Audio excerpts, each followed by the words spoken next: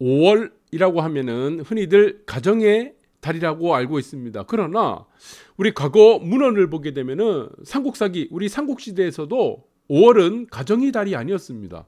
사실은 우리가 알고 있는 5월달은 가정의 달이 아니라 금매물의 달입니다.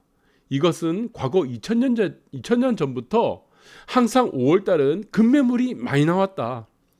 그래서 연중에서 가장 집값을 싸게 살 수 있었던 시기가 5월달이었다. 왜 그러냐? 금매물이 많이 나오기 때문에. 또한 5월달은 분양 물량이 또 잘 안 나와요. 이 특이하죠. 그래서 이미 가지고 있는 물량을 내놓는 시중에 있는 매물은 5월달에 가장 많이 나오지만 신규 물량이라고 하는 이 분양 물량은 항상 5월달에 가장 적게 나왔다. 이렇게 보시면 될 것 같습니다. 다주택자 양도세 중과 유예가 이틀 됐습니다. 5월 10일부터 됐으니까 이틀이죠. 그런데 이틀 만에 지금 매물이 4.3% 올랐다고 합니다.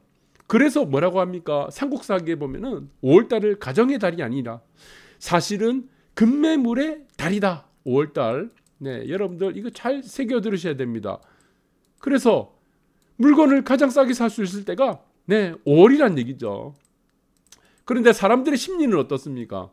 항상 이렇게 많이 올랐을 때 이 꼭지애를 꼭 사는 경향이 있습니다. 이게 매수를 하는 우리가 경향이 있고, 시세가 이렇게 바닥을 찍고 올라가죠. 이 국면은 매도를 하는 경향이 있습니다.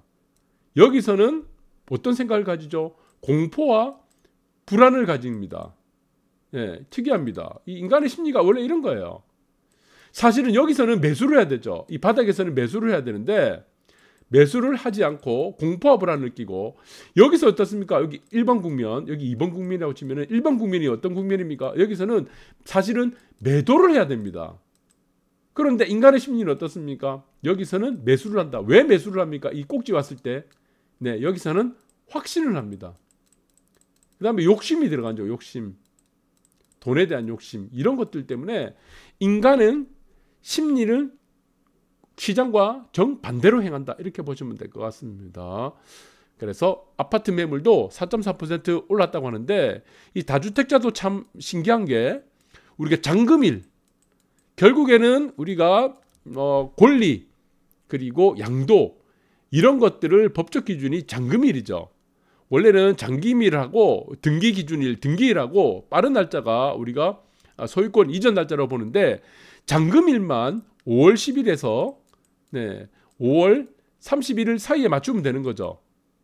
미리 계약을 하면 됩니다. 미리 내놓으면 되는데 참 저도 신기합니다. 왜 지금 5월 달에 팔려고 하는데 잔금일만 맞추면 될 것을 왜 지금 갑자기 그 다음날 이렇게 물건을 내놓는지 저는 좀 이해가 안 되네요. 그리고 이렇게 다주택자들이 물건을 갑자기 또 내놓는 이유가 있습니다. 지금 6월 1일이 항상 기산일입니다. 종부세, 보유세 기산일 6월 1일이다. 그런데 지금 정부에서 보시면은 윤정부 마찬가지지만 1주택 종부세 부담을 더 줄인다. 그러니까 1주택자에 대한 우리 혜택을 더 강화시키고 있습니다. 1주택자. 그러면 마찬가지지만 1주택이 30억 있는 사람하고 그 다음에 5억짜리 세 채가 있어요. 그러면 이거 합산으로 치면은 이거 15억밖에 안 되죠. 그런데 세금은 어떻습니까? 1주택 30억 있는 사람들은 세금 얼마 안 나와요. 여러분들 이거 잘 아실 겁니다. 쥐꼬리만큼 나옵니다. 그러나 5억짜리 세 채를 갖고 있는 사람 합산해봐야 15억밖에 안 되는데, 이 사람들은 세금이 어떻습니까? 30억 갖고 있는 사람들보다 한 10배 나옵니다. 많이 나오는 곳은. 그렇게 되는 거죠. 5배, 10배 그냥 우습게 나오는 거예요. 그래서 이 문제는 우리가 지금 역사적으로 잘 보셔야 됩니다. 이 윤정부만 이런 현상이 나오는 건 아닙니다. 우리는 조선시대 때, 고려시대 때부터 이어졌던 속담이 하나 있습니다. 무엇입니까? 사촌이 땅을 사면 배가 아프다는 거예요. 그래서 한국적인 정서가 있습니다. 정서. 이게 정서란 문제죠. 대한민국의 정서, 5,000년 전부터 내려왔던 정서는 무엇입니까? 부동산을 우리가 투기로 본다는 겁니다. 투기. 남이 땅을 사면 배가 아픈 거야. 모든 것을 다 투기로 보는 겁니다. 그래서 부동산에 대한 원칙은 없습니다. 시장에 맡기는 정책을 이때까지 삼국시대 때부터 해본 적이 없는 거예요. 그런 거예요. 그래서 내가 한 채를 사거나 두 채를 사면 괜찮아. 그러나 남이 두 채를 샀어. 그러면 그건 다 투기예요. 투기 투기로 보는 겁니다. 그래서 이 1주택자에 대한 혜택 그리고 다주택자에 대한 압박은 이게 바뀌지 않는다. 그것이 가장 큰 이유가 무엇이냐? 이게 한국적 정서라는 것이다. 한국적 정서. 이 정서 때문에 이 논리는 바뀌지 않는다. 그러면은 1주택자에서 우리가 지난 시간에도 봤을 겁니다. 1주택자 30억을 갖고 있는 사람이 유리합니까? 10억짜리 세 채를 갖고 있는 사람이 유리합니까? 세금으로 보게 되면은 30억짜리 한 채를 갖고 있는 사람이 유리하죠. 그러나 지금은 어떻습니까? 세금뿐만이 아니고 시세, 수익적인 측면에서는 똘똘이가 굉장히 유리하다는 겁니다. 똘똘이. 이것은 왜 그렇습니까? 마찬가지다. 똘똘이가 더 많이 오르기 때문에 그 문제와 세금이 엮여지기 때문에 지금은 대부분의 사람들이 추구하는 것은 1주택이다. 기존에 3주택 놓고 한 채는 내가 살고 두 채는 임대주택 내놓는다는 논리는 호랑이 담배 피던 시절 논리입니다. 임대 수익을 얻겠다. 세 채 다 지금 마이너스 나버립니다. 그래서 지금 보시면은 밑에 보시면 있죠. 공정시장 가액 인하도 검토하고 있습니다. 그러니까 1주택만 갖고 있으면은 내가 이 가액이 얼마인지는 상관없어. 다주택자보다는 세금을 덜 내기 때문에 그리고 시세도 더 많이 오르기 때문에 지금은 똘똘이 한 채가 유행이다. 이것은 앞으로 30년에서 50년간 지속이 될 가능성이 매우 크다. 이렇게 보시면 될 것 같아요. 뭐 길면 한 100년 이상 지속될 가능성이 큽니다. 그래서 작년보다는 1주택인 경우 80에서 95%, 85에서 90%를 지금 이제 전망을 하고 있으니까 대략 15에서 10%를 공정시장 가액 비율을 낮춰준다는 얘기입니다. 이 말이 무엇이죠? 1주택자는 세금도 낮춰준다. 이 논리가 되는 거죠. 어마어마한 혜택이 계속 지금 나오고 있습니다. 세금도 낮춰준다. 그래서 똘똘이 한 채는 갈 수밖에 없는 상황이다. 신중해진 투자자들 대형 평형 거래가 줄었다고 하는데 사실 이 거래에 절벽이 오거나 시세가 하락할 국면에 오게 되면은 대형 평형 거래가 잘 거래가 안 됩니다. 원래 강세장이 대형 평형 거래가 되는데 사실 이 논리는 의미가 없어요. 지금 거래 이 논리는 100개에서 20개 줄었다. 이 의미 없습니다. 사실은 평형이 중요한 게 아니죠. 평형. 이거 과거의 논리입니다. 지금은 대형 평형이 많이 없기 때문에 우리가 84타입 이하, 34평 이하로 공급 물량이 많이 나왔기 때문에 마치 대형 평형이 귀한 것처럼 느껴지고 그리고 거래 절벽 될 때는 그렇죠. 거래량이 줄거나 거래 절벽이 되면은 대형 평형 거래가 비율도 같이 줄었던 것은 사실입니다. 그러나 이게 의미 없다. 평형은 의미 없습니다. 무엇이 중요합니까? 지금 내가 100평을 갖고 있든 300평을 갖고 있든 아파트 30평을 갖고 있든 이 논리는 의미 없어요. 오로지 입지입니다. 입지. 그것이 무엇입니까? 이것이 양극화입니다. 양극화.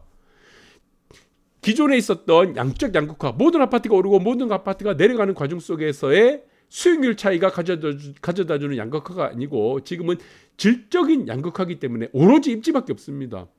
그 입지를 구성하는 것이 무엇입니까? 한정성이죠. 한정성. 그 다음에 희소성입니다. 이 두 가지밖에 없어요. 여기서 집값을 좌우하는 오직 하나의 논리밖에 없다는 것이다. 그래서 지금은 대형 평형이냐 뭐 300평짜리 아파트냐 30평짜리 아파트냐 이 논리는 아무 의미 없다. 그 아파트가 가지는 입지가 모든 것을 다 설명한다. 이렇게 보시면 될 것 같습니다. 그래서 금리 인상 등 침체 우려들 때문에 지금 뭐 분양시장도 지금 어둡죠. 그러나 더 웃긴 거는 지금 5월달이 되면 분양 물량이 안 나옵니다. 5월달. 여러분들 5월달에 분양하는 곳이 있던가요? 역사적으로 거의 없어요. 그리고 5월달은 항상 급매물이 많이 내리죠. 급매물이 항상 나오는 이유 무엇이죠? 6월 1일이 세금을 보유세 우리가 종부세를 하는 우리 기준일이 되기 때문에 6월 1일 그 전에 물량을 정리하려는 다주택자의 지금 매도가 있기 때문이다. 그래서 분양시장 전반도 상당히 어두운데 지금 더 웃긴 거는 더 먹구름을 가져다 주는 거는 자 여기서 물량이 안 나온다는 겁니다. 이제 신규 물량. 저는 이것이 굉장히 지금 어둡다 미래를.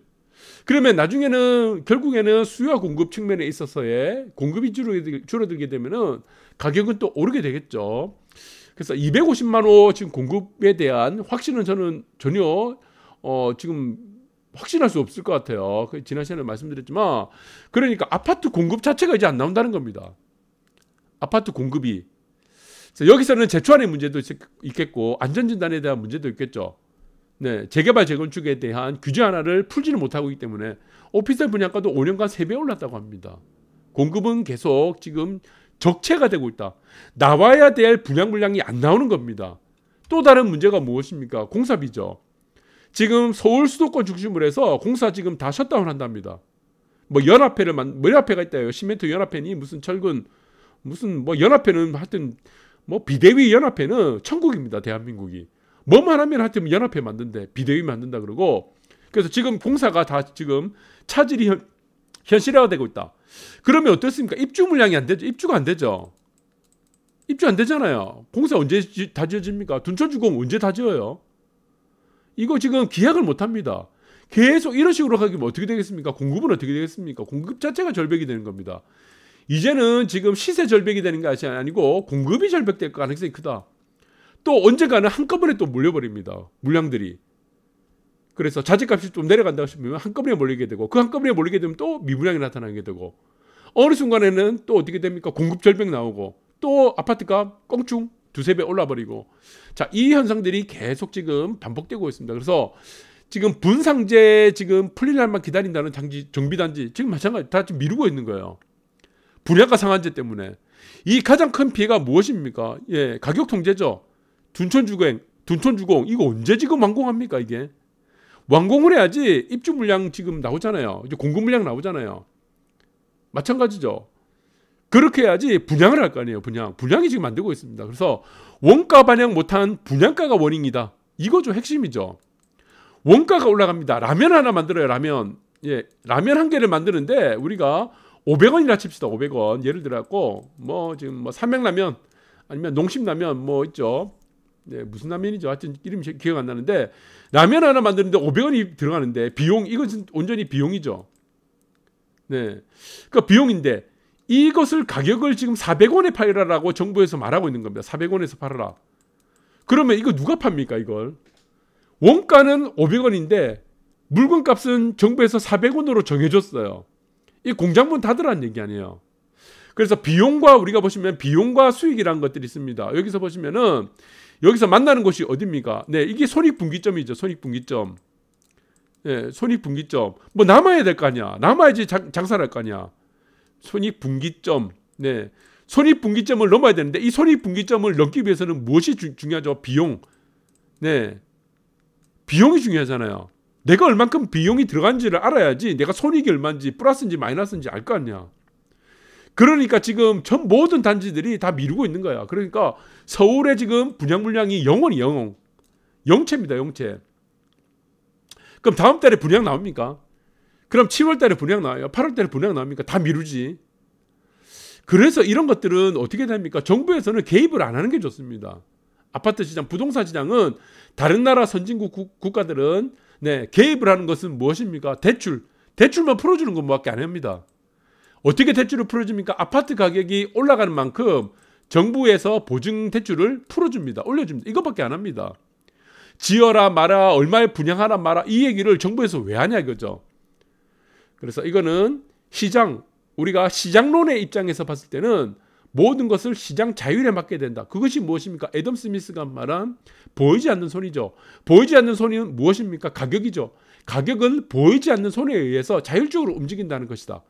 그것을 존중해 주지 못하면은 앞으로 또한 아파트 가격이 또 얼마 지나게 되면은 네, 연말 지나면 올해 또 연말쯤 되게 되면은 또 폭등할 수밖에 없다. 자, 이런 논리들을 잘 봐야 됩니다. 그러나 모든 단지가 폭등을 하지 않습니다. 네, 그렇게 보시고 또 마찬가지입니다. 재건축 규제 하나 또 속도 조절한대요. 지금 쌍팔년도 지금 얘기를 하고 있는 거죠. 호랑이 담배 피셜 시절을 자꾸 꺼내들고 있는 겁니다. 안전진단 개정 내년 그러면 어떻게 하겠습니까? 네, 또 공급이 일정이 늦춰진다는 것이다. 지금 분양 물량도 일정도 참 다 미루고 있고 자재값 올라서 다 미루고 있고 금리 올라서 다 미루고 있고 분양가 때문에 다 미루고 있는데 이 판에 또 지금 안전진단 또 미룬다고 해요. 네, 어디서 지금 아파트 짓겠습니까? 어디서? 사람들이 살고 싶은 아파트를 공급해 준다. 그 논리가 무엇이죠? 네, 최고의 복지는 주거 안정입니다.